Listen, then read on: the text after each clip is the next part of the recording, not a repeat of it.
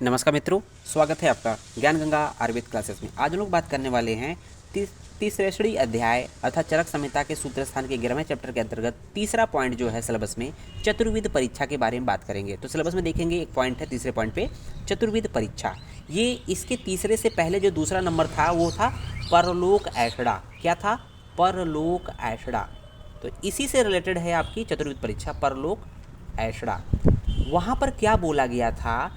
परलोक मतलब हो जाएगा परलोक मतलब दूसरे लोक में, अर्थात मृत्यु के पश्चात। मृत्यु के पश्चात मतलब दूसरा जन्म होता है, दूसरे लोक में कहते हैं ना कि हम दूसरे लोक में जन्म लिया, अर्थात यहाँ पर पुनर्जन्म की बात हो रही है। पुनर्जन्म की बात हो रही है। तो पुनर्जन्म होता है कि नहीं होता है ये संदेह माना गया था कि अलग अलग लोगों का अलग अलग राय था, इसलिए यहाँ पर पुनर्जन्म में संदेह है।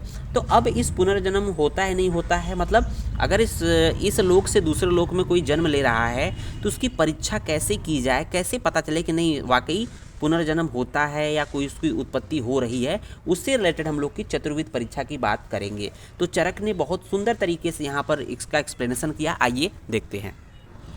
यहाँ देख रहे होंगे चरक ने किस तरह से लिखा है, चरक सूत्र 11 में ही, कि द्विविधम एव खलु। द्विविधम एव खलु मतलब पृथ्वी पर संसार में उपस्थित सभी जो द्रव्य होते हैं वो दो रूप में होते हैं, एक सतरूप में और दूसरा असत रूप में। सत रूप में मतलब जो भाव के रूप में जो उपस्थित हैं उसको सत बोलते हैं, सत मतलब सत्य, और एक असत मतलब जो दिखाई नहीं देते हैं। तो दो रूप में है, एक तो दिखाई देते हैं जिसकी सत्ता होती है उसको भाव बोलते हैं, एक असत होती है जिसको सत्ता नहीं होती उसको अभाव बोलते हैं। जैसे घड़ा है, घड़ा टूट गया तो घड़ा जब तक था उसको भाव बोलेंगे, और जैसे घड़ा टूट गया उसका अभाव हो गया उसको असत बोलेंगे।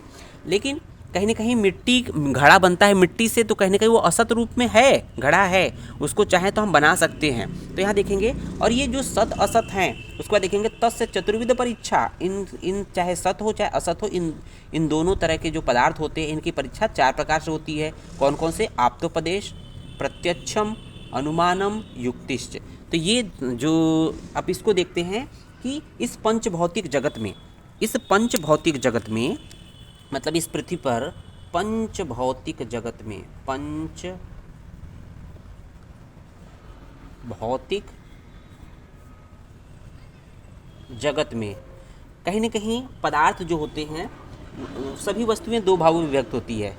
सभी वस्तुएं जो होती है, सभी वस्तुएं दो भागों में विभक्त होती है, बटी होती है।